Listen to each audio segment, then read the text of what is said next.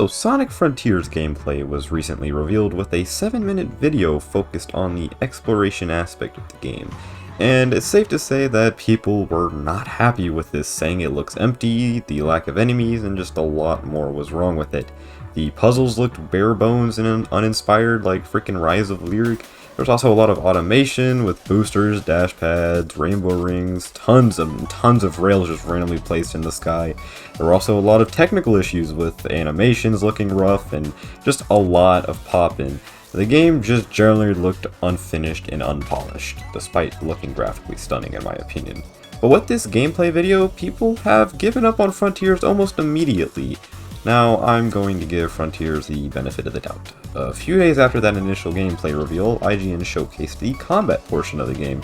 People started praising the game again, saying the combat looked fun, the animations, while still a little rough, but it looked great. We got to see some new moves that Sonic could use, and just in general, things were looking bright for the game once again.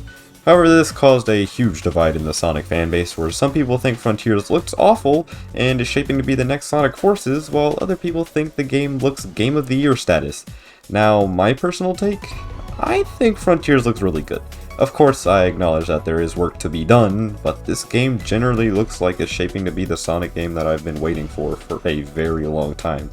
There are many things that I like. The world looks beautiful, the combat looks fun, and one thing that I really enjoyed was the music they showed in the trailer.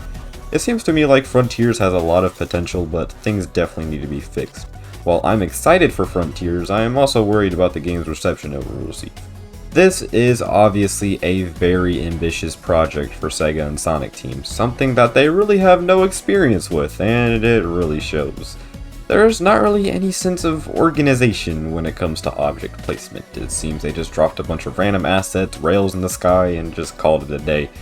And many people have also noticed the lack of momentum and how you gain speed by just boosting. One of the criticisms I've also seen Frontiers has been receiving, and well, I just don't understand this, but people say the world looks empty. Now, yeah, it does look a little empty, but do you really want there to be things to do at every corner? I personally want the world to be more open in order to compensate for Sonic's speed. You wouldn't just want to boost past everything, would you?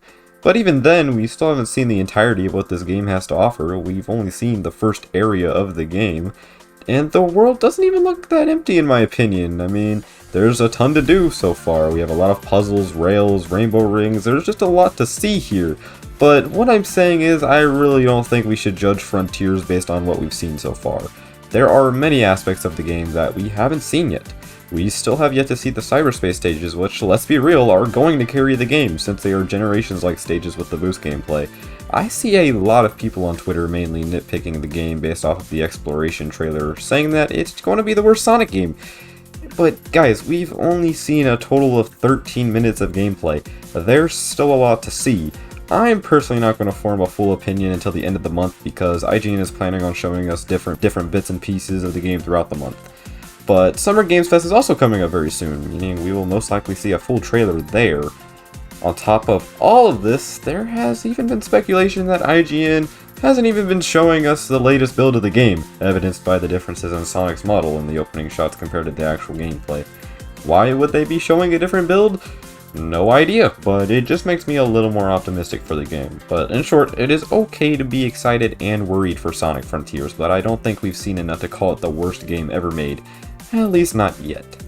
But that's going to go ahead and end it off for today's video. Let me know what you think about Sonic Frontiers in the comment section down below. Do you think it looks good? Do you think it looks bad? Do you think it looks so terrible that you just want to go back to playing Sonic Forces? But with that being said, guys, thank you all so much for watching, and I'll see you all later. Goodbye.